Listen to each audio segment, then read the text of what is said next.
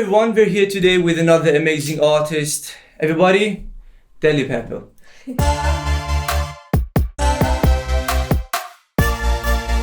Tell me about yourself. Tell me, when did you start your musical journey? Well, I want to start with a little story. When I was 6 months old. 6 months? 6 months old. Okay. I was standing in the living room holding onto the table and I was rocking out to songs by Kiss. So it's like headbanging to Kiss songs at 6 months old. Wow. Is there any footage that your parents have from that time? I don't really know. I need to check that. Wow, 6 months old. Okay. Yeah, so I feel like it started there, rocking out to Kiss, and then, nursery, kindergarten, primary school, started doing, what everyone does in school, like singing, being part of shows. Then I started taking singing lessons at 9, and then I just never stopped. Wow. Yeah. One of the things that I'm always curious about is that from the time that we start showing some kind of reaction to, in this case, obviously music, as you said, when you were 6 months old, you were rocking to that song, to the time that we realize that this is something that I want to do for the rest of my life. There's always this gap. It could be a year, it could be 10 years or 20 years or whatever. So when did you realize that this is something that I want to do? Was that a gradual thing, or was it something that something happened that gave you the idea, okay, this is me, this is what I want to do? Well, I've always listened to rock songs, especially 70s and 80s. But you don't really start singing rock songs when you're 9 years old. Well, I didn't, at least. So it was until last year I didn't really do rock because I was too scared to. Because that's, what was I going to say? Too scared to, meaning that I was too scared to do rock music because, it's so heavy. Most people listen to pop and hip hop. And is it because it's not popularized as pop music, or is it because that you were stepping out of your comfort zone? Maybe because I'm from Norway. We're known for metal and stuff in Scandinavia, black metal and all that. Okay. But I felt where I grew up, people mostly listened to pop and everything that was popular. So I was, yeah, the odd kid listening to emo songs, rock, metal, all that kind of stuff. So I don't think I felt that comfortable of being on the outside of that, if that makes sense. Yeah. Yeah, and it's quite heavy on the voice, you have to build up. And I had muscle tension dysphonia, which makes everything your vocal folds kind of tighten when you get performance anxiety. So it was very hard for me to do rock, so I didn't really do it until last year, where I was like, okay, you know what, I'm going to do it. I'm going to do it anyway. I'm going to do it my way. It doesn't have to sound like everybody else. Okay. I'm going to do it my way. So, yeah. So did you feel that point in your life, that turning point that you decided, okay, this is what I want to do? Or yeah. So when was that? What happened in that moment that you said, okay, this is it, this is me? Yeah, well, because in uni, the first 2 years of university when I studied songwriting, we did songs for tasks for other people, specific genres, and then in my third year it was all about me. And I was like, okay, what am I going to do? And then I sat down and I just wrote a rock song, and I just had this epiphany. I don't know, it was great. I just felt so comfortable. I felt like myself, and I was like, okay, this is what I'm going to do for the rest of my life. This is what I always wanted to do, and now I'm going to do it. So it happened in uni? Yeah. Okay. Yeah, I've always known that I wanted to do it, but I never really had that confidence to actually try it. Okay. Yeah. So you studied music? Yes. What did you study? Songwriting and performance. Songwriting. Yeah. Do you think that helped? Of course, you said that for you that was a turning point. But how do you think being in uni helped you to be a better musician? Well, the first 2 years when obviously we do songwriting, we do some production, we sing in front of people in groups, and it helps you kind of be more like confident with your own voice, with your own writing, because you always get feedback from other people. So you get feedback from, you know, your fellow musicians, and that kind of just, you know, you get ideas from other people, you from the teachers, lecturers, everything, and it's just makes you more confident in your and like comfortable in what you're doing, that what you're doing is good. Do you think it's important to study to be a musician, or you can be a musician without studying?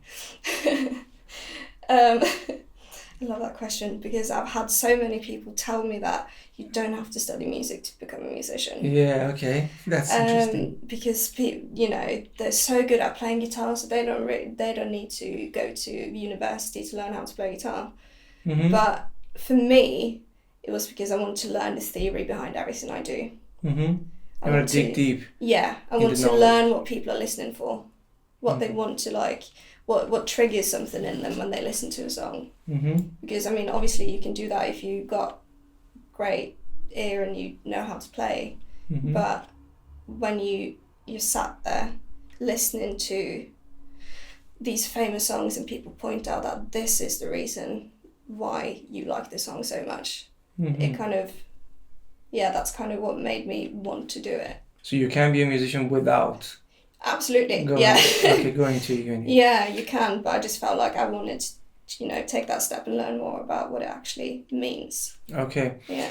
Do you come from a musical family? Like any of your parents or siblings? Well, my dad's got a great ear. He can listen to something and just play on the piano. Perfect pitch? Yeah, he's got perfect pitch, yeah. My granddad, he used to play the... What's it called? Accordion? What's it called? The accordion. I don't know the pronunciation of it, to be fair. But he used to play a lot of gigs around in Norway and in Sweden, actually. So okay, composing his own music. Do you think that had a positive effect on you because they were a musician, or like if your father wasn't a musician, would you still be like a musician? That's a great question. I mean, yeah, because I always had that love for music, and you know, my mum used to work with musicians as well. So she's not a musician, but she used to work with musicians. In what way? Put on shows and stuff like that. Yeah, organizing events and stuff. Yeah, she used to like work with young people, so she used to take them out and stuff like that. So but there's always like been music in my house, and my dad will always listen to, as I said, like the 70s, 80s rock. So I think I don't really know, to be fair, but I mean, there's always been music there. In your family. Yeah. Do your parents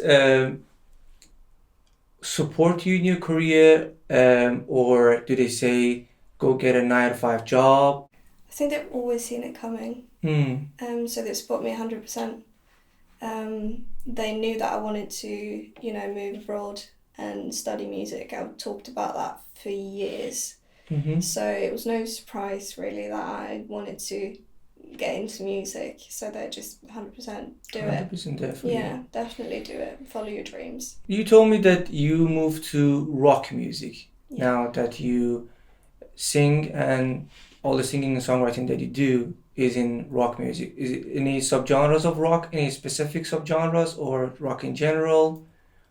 Well, I mean, I can write for loads of different genres, but now for Deadly Purple, I'm doing hard rock and probably probably going to move more into metal kind of thing later. Yeah. So you define yourself as a singer who is into hard rock. Yes. Right? Yes. Do you think it's important for an artist to be able to define that I'm working in this genre, in a specific, or you can be an artist that takes a lot of elements from different genres and just be open to it? I think you can pick and choose as you want, really. I mean, there's so many genres now that I don't really know myself how to There's so many of them. Yeah, there's so many. And in rock as well, you know, you have the new metal, you have the metal, you have like hard rock, you know, metalcore, you have rock, 80s rock, everything. So you know, many glam different rock, ones. everything. So, but I'd just say that I'm doing hard rock, but, you know, I'm taking a little bit from what I like, really. Yeah. Do you play any instrument as well? A little bit. I'm not great. What do you play? I used to play trumpet, and then now I play a little bit of guitar, a little bit of piano. Can do a little bit of bass. Yeah, but just a tiny bit. Like if there's something I need to learn, I can learn it. I can't just freestyle. Okay. Yeah. What's the title that you give yourself as an artist? How do you define yourself? Are you a singer? Are you a singer-songwriter? Are you a singer-songwriter, producer? I'm a singer and I'm a songwriter. I wouldn't really say that I'm a producer because I feel like you need a lot more knowledge than me to be a producer. Let's say I'm not really good at arranging songs. I really like to do that with people, like arrange it with my band, so I can have like a melody and some lyrics. But I want everyone to kind of be a part of it and like make it together. That it's not just this is what you're doing, kind of thing. Yeah. Actually, tell me a couple of singing techniques that you use to warm up. Is there something in particular that you use to warm up? Do you warm up and do vocal exercises every day, every week, before performance only? Obviously, different people have different preferences into this. What do you do? I think that every vocalist should, as soon as they wake up in the morning, do some gentle vocal exercises just to get the voice started. So whether that being like, you know, like a bubble, like lip roll, yeah, that kind of stuff thing. Like that, yeah, just like the NG sounds, like that kind of thing, just like warm up your voice. Up the vocal, okay.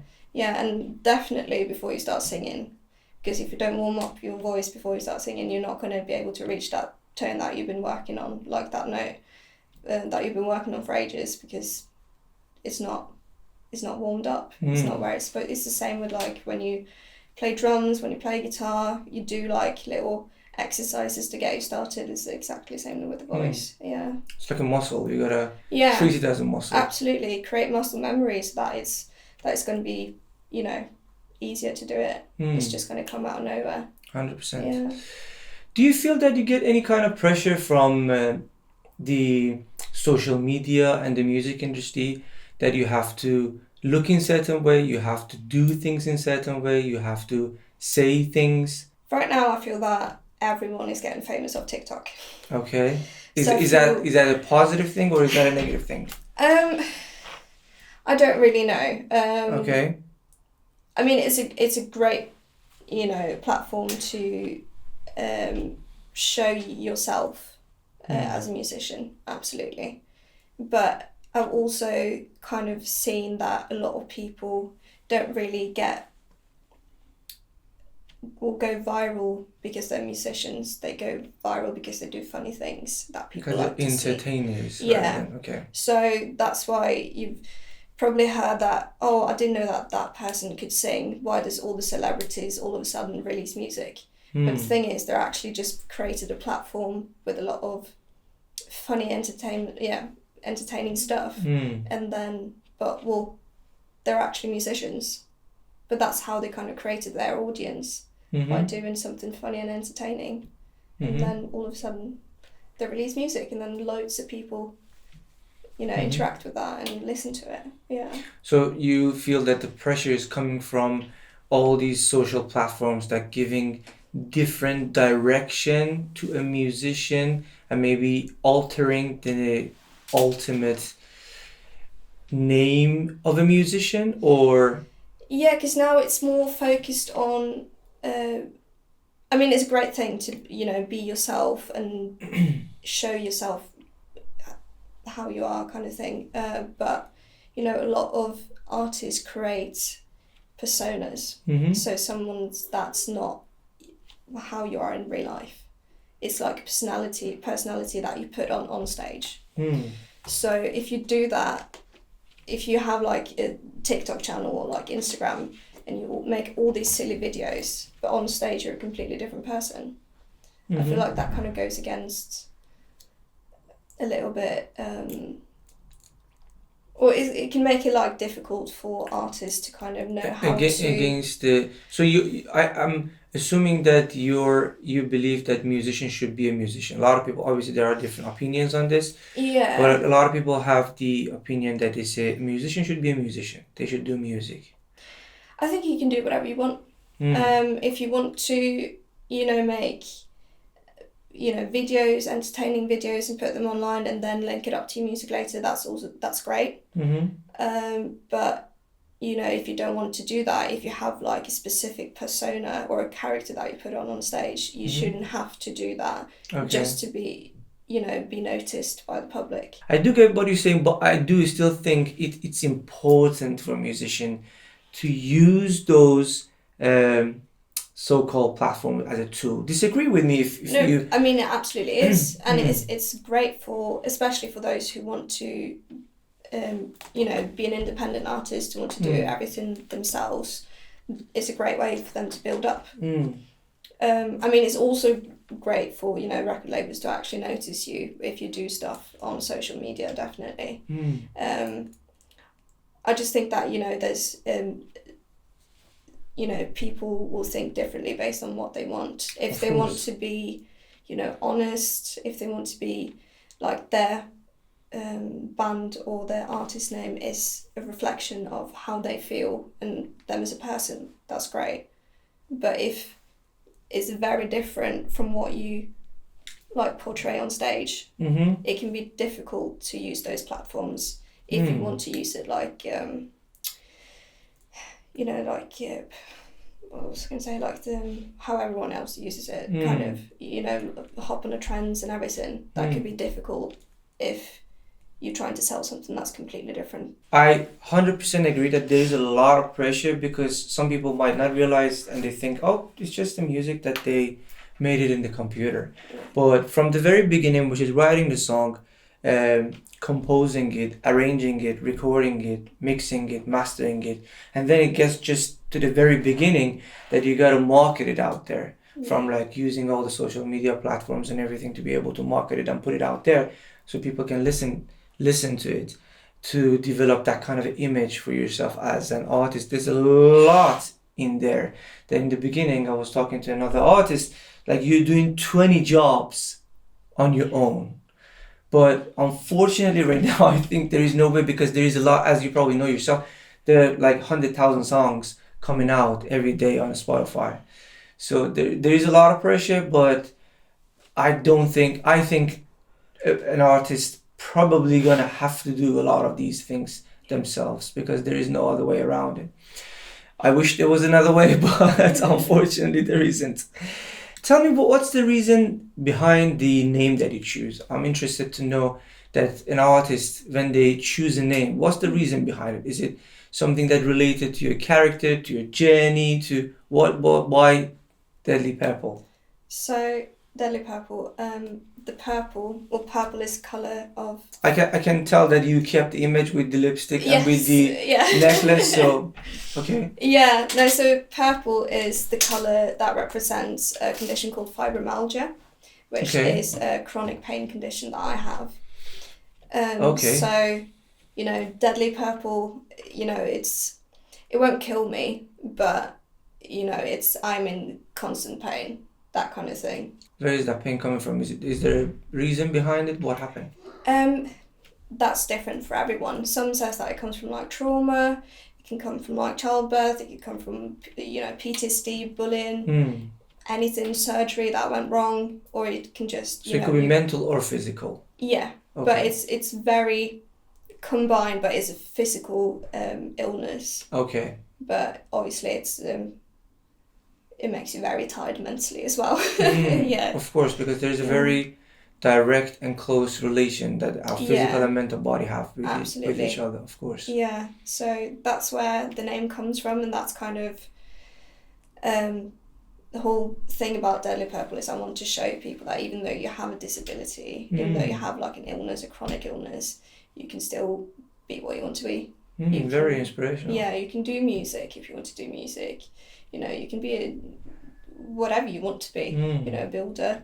But you might have to make some adjustments along the way, because obviously it's a very tiring condition, because it's not just pain, it's fatigue, it's brain fog, it's a lot of memory problems. It's very inspirational, and first of all, I appreciate the honesty and coming and talking about it.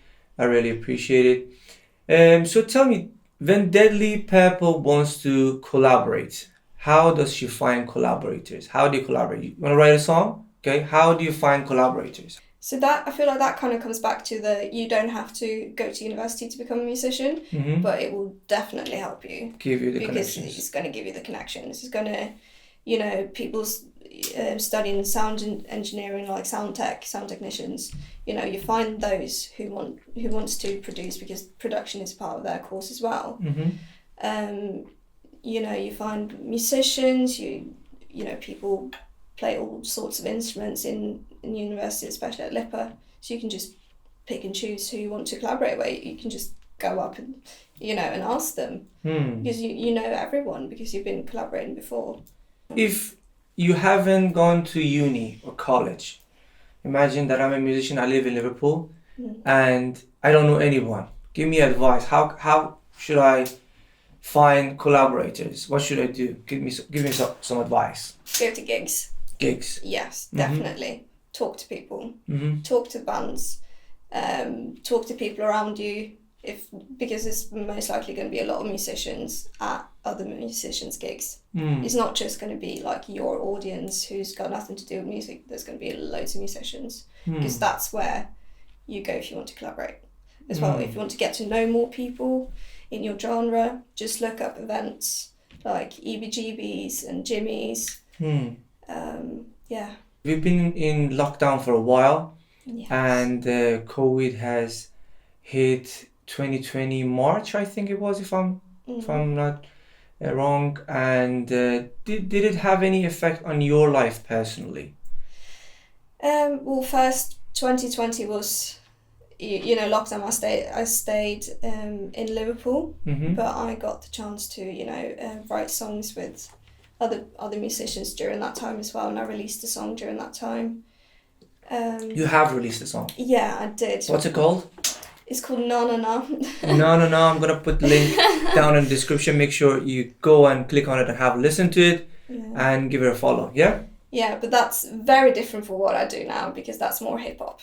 Okay. Yeah, but I collaborate with someone from Mexico and from Turkey. And wow. Yeah, wrote a song together and released it. Interesting. Yeah, so. How did you find those collaborators? Did they approach you? You approached them? How did it happen? That was actually through LIPA as well. It was someone from LIPA that knew someone in Mexico. Oh. And then they just wanted to collaborate. Interesting. Yeah, Interesting. so that was. So going back to the subject of COVID, tell me about what happened, like, to you personally as a musician during COVID. After you wrote down that song and you worked with collaborators doing that song, what happened after? Well, you know, we spent 2 years of doing nothing, just sitting at home. Well, not nothing, obviously. Everyone was writing. I was writing in 2020 in September, October. I got COVID for the first time. Okay, 2020 September. Yes. Okay. So that hit me pretty hard. How did you feel personally, like, after having COVID? Because I know that it goes really easy on some people and they just feel it as a normal cold, but some people just go to the other side and come back. How was it for you? So I've had COVID twice now. Okay. The first time in 2020, and at that time I just got, you know, the normal stuff. I got the high temperature, lost my sense of smell and taste. It felt like a really bad flu, but it was kind of okay. Okay. But afterwards, I started to like feel the after effects of having COVID. Okay. That wasn't really, you know, talked about at that point. So my heart rate started to go up a lot. Started to like spike up out of nowhere.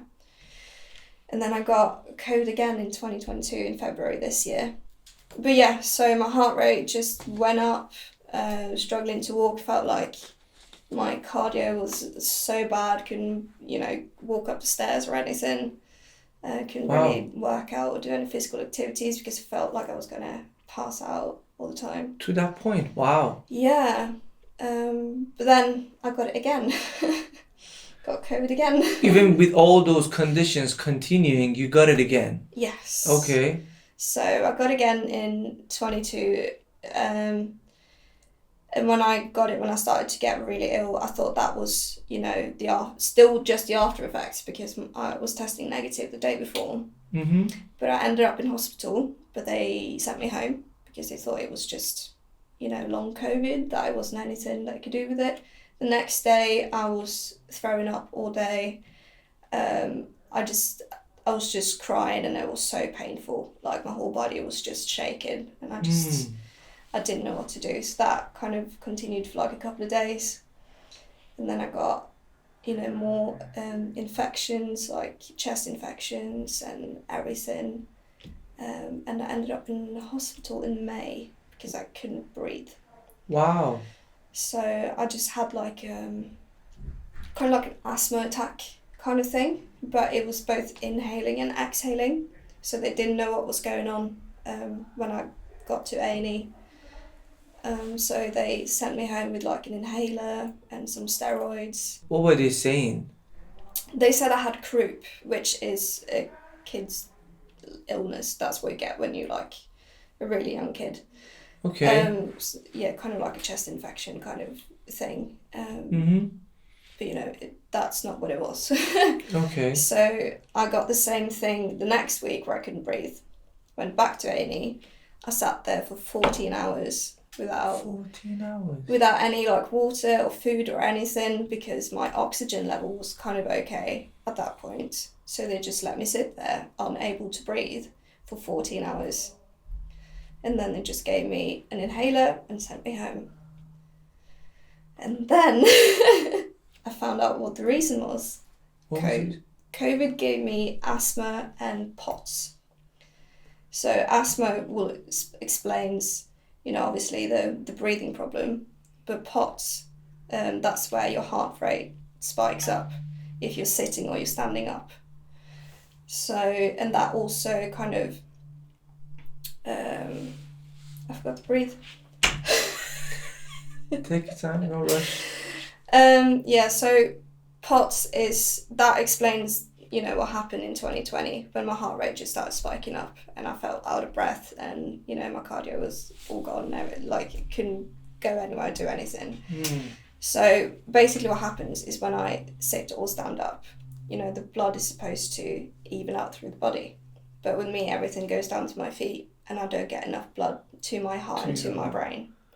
That's why the heart has to pump up faster to be able to, okay. Yeah, and that, you know, gets the heart rate up and the blood pressure and then you just faint and you pass out. Wow. Yeah. What are you doing with these conditions right now? So you know that you had COVID 2 times and you're dealing with, what are you doing about it right now? Yeah, so I started medication for my asthma.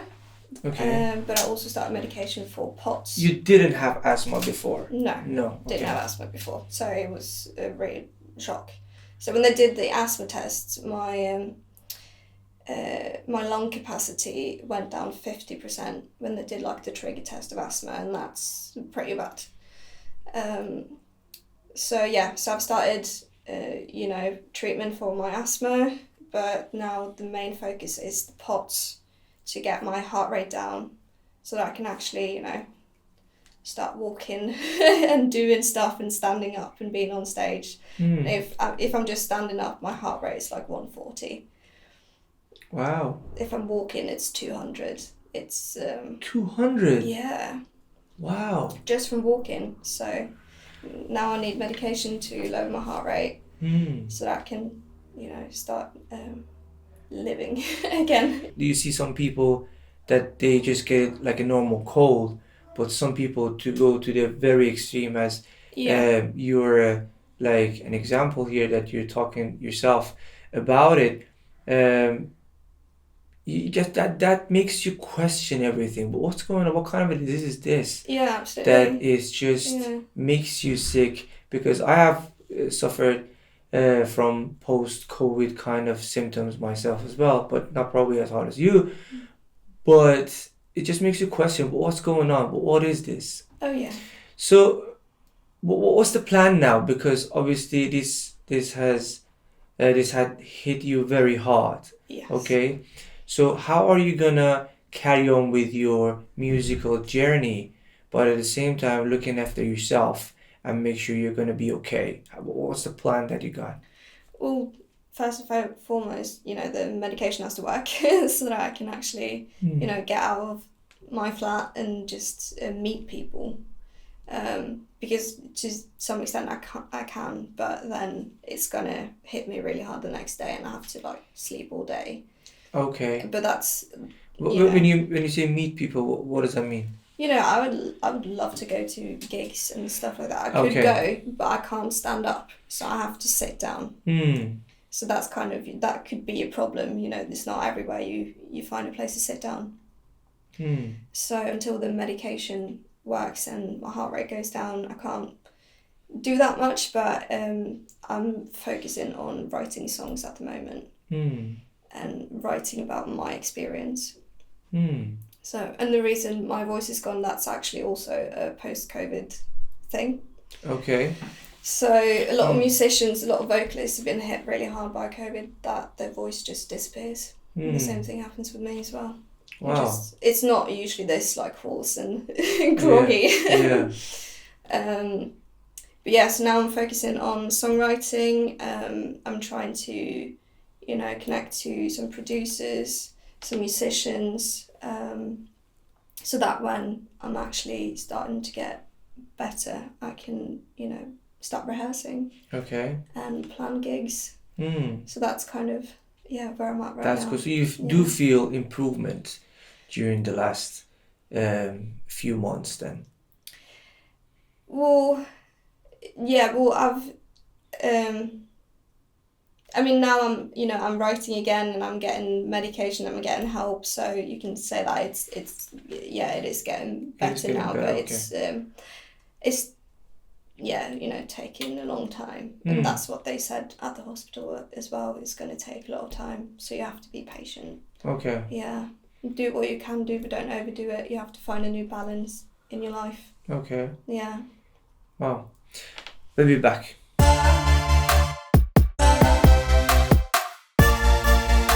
Deadly Purple, tell me, do you have plan B? So if plan A doesn't work, okay, do you have a plan B to go to? I'm not suggesting that it might not work, but I'm saying, do you have plan B? I want to know your thought process. No. There's a lot of things that I can do that I've done before that I liked, but I want to put all my energy into music, and that's what I want to do. Well, with the thing with my disabilities and chronic illnesses and everything, I'm never going to be able to work full time like everyone else, and that's something I just have to accept. So there is no plan B, because if I do anything else, I won't be happy. I would be wasting my energy on something that, it's not worth it for me. Because, as I said, I can't work full time. I want to spend my energy and my day doing what I love instead of doing something that I don't love. Tell me, what's plan A? What should Deadly Pepper get to in 20 years, 30 years, how many years that is, that she says to herself that I'm happy? I want to prove to myself and to prove to everyone that's got a disability that you can still do music, you can still be on that big stage. So I want to do rock festivals. I want to release music that people can relate to, that people can feel comfort in, that they can feel, that there's someone else like me. And that's what I want to do. So it's more of, I'm doing it for myself and for everyone else to kind of hopefully make them realise that it's not the end of the world.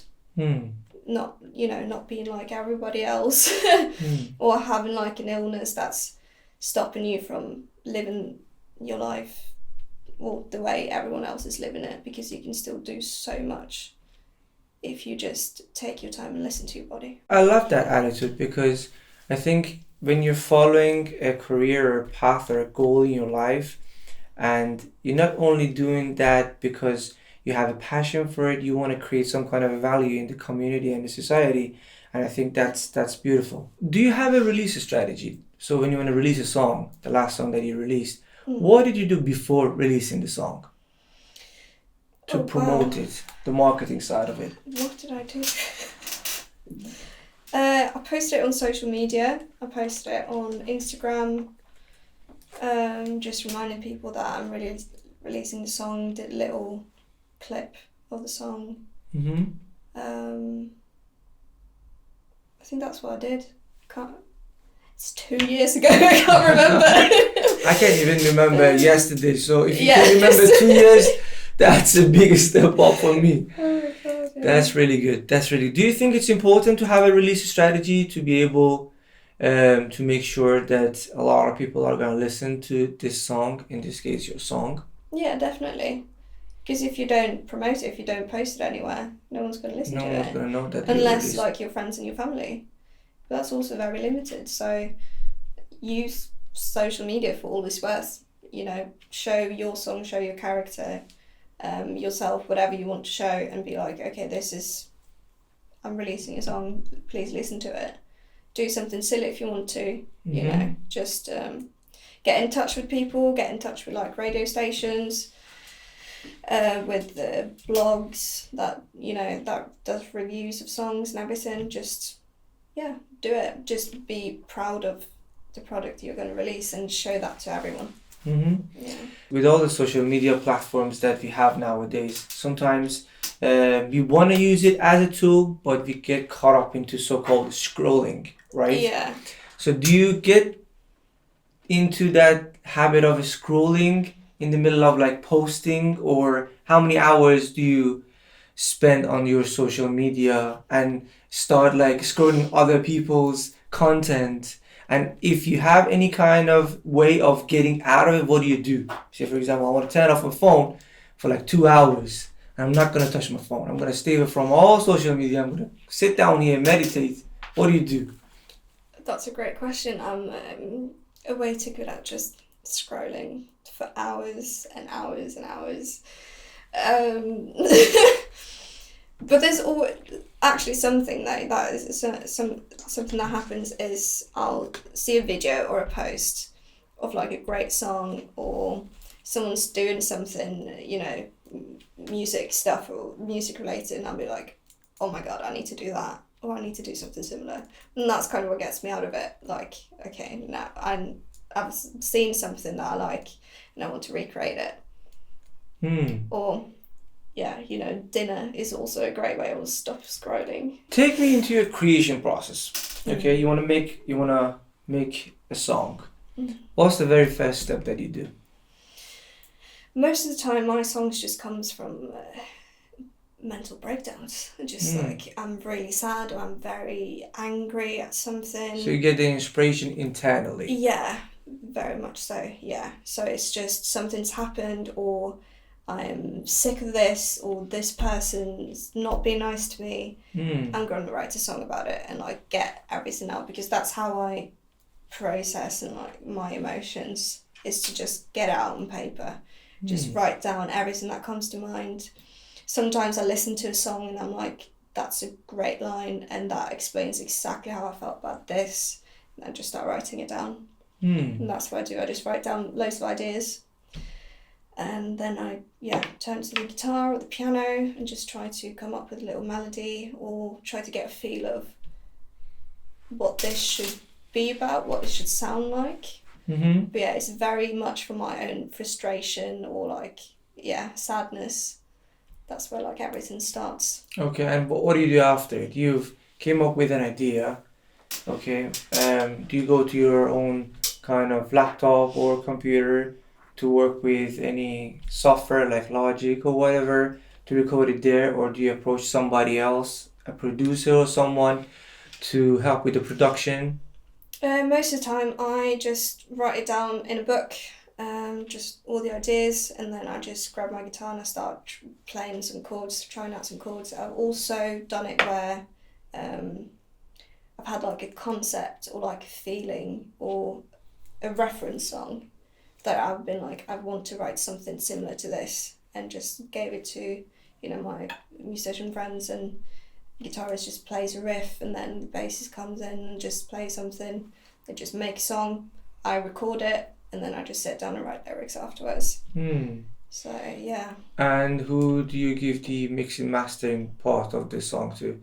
Is it like another collaboration, or? Yeah. So it's me, it's my band, and then, it's a producer that, wants to work on that specific song or wants to work with all my songs, you know what I mean? Like, I just find someone that wants to do it, but not necessarily that's, in the band. What are the 3 elements that if you think if you have it as a musician, you will make it? Passion. Passion. Determination. And patience. Let's imagine music does not exist in the world. Any music related job or career does not exist. Who would you be?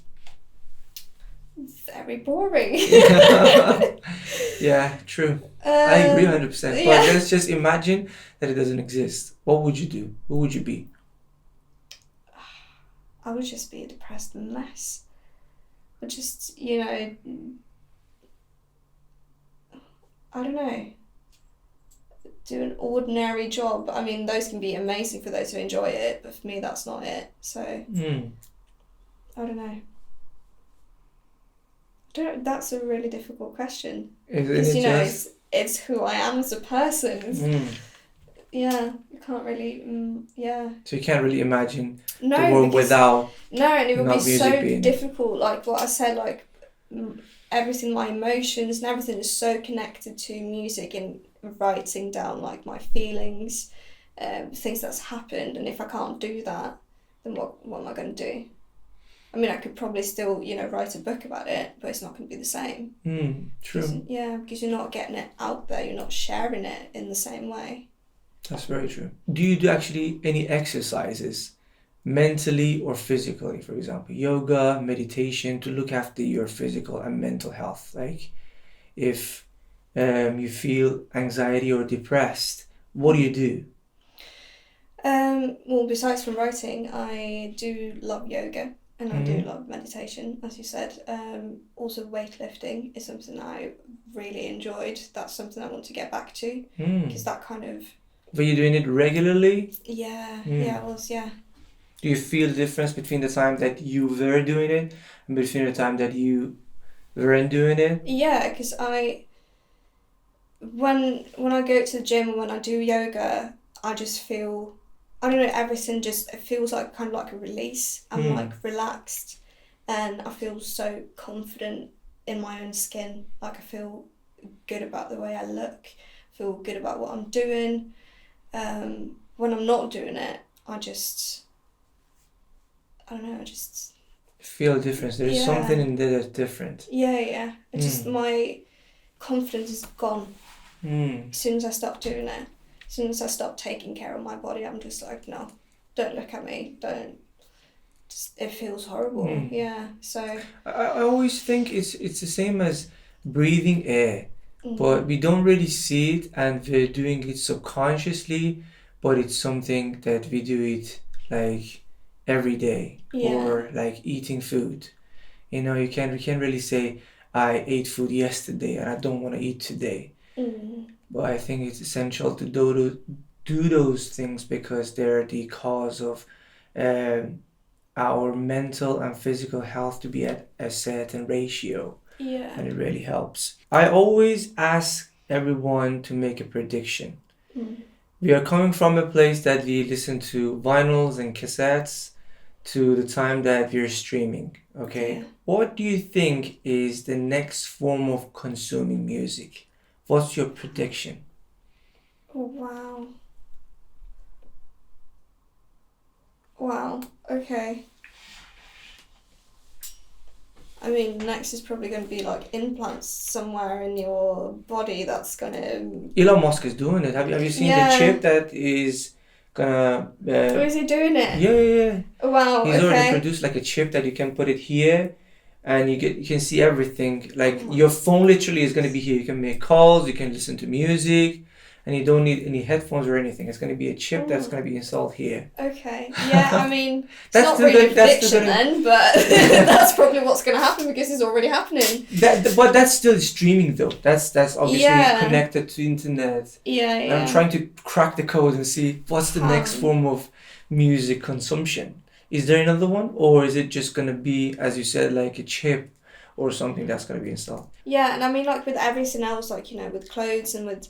It's just going to be, you know, changed into something that we already have, I think. You know, like the fashion, we're going back to 90s, we're going back to the 70s style. That's what a lot of people think. Yes, it's just going to be like changed into something new, but it's going to be the exact same that we've already done, I think. And I mean, like vinyls, that's been become very popular again. So there's probably just going to be like a little gap, and then that's going to be popular again. People are going to buy cassettes. You know, it's just going to be kind of repurposed and just turn into something more fashionable for future. Probably. Mixing the future with the past. Yeah, probably. Yeah. If you had a chance to go to past and change one thing, what would that be?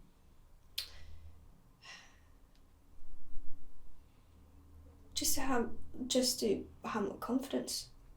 Just believe in myself more. Because I think that with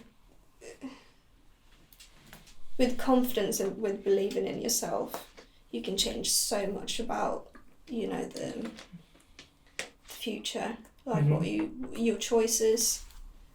I might have gotten into rock 5 years earlier if I had more confidence, if I had more that belief that I'm good and this is what I'm going to do. 3 things that you want to promise yourself in front of a camera. Make sure this is going to be on the internet for a very long time. That you want to promise yourself that you're going to do, or if it's a long time kind of thing, you're going to start doing it.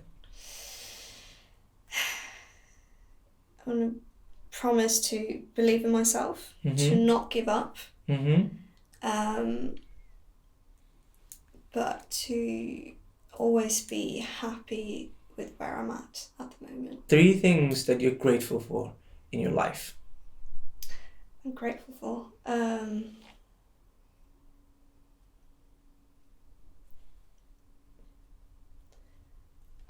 Wow. I mean, I'm grateful for the people around me that support me, that's there for me.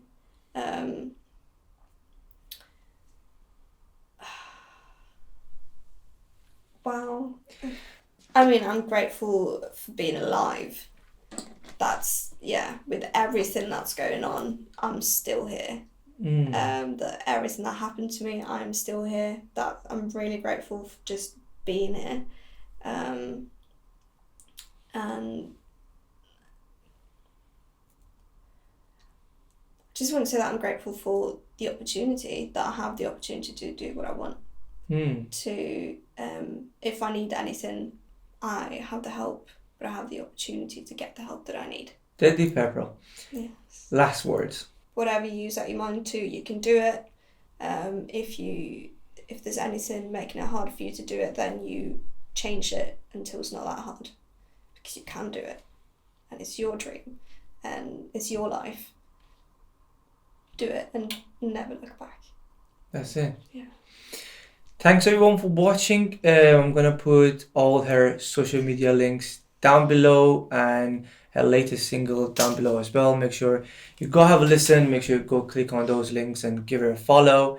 And we appreciate you being on our podcast. Thanks very much. That's what we do at the end of the podcast. And I appreciate you coming out and talk about the problems that you have and talk about sensitive stuff that it takes a lot of courage to come out and talk about it.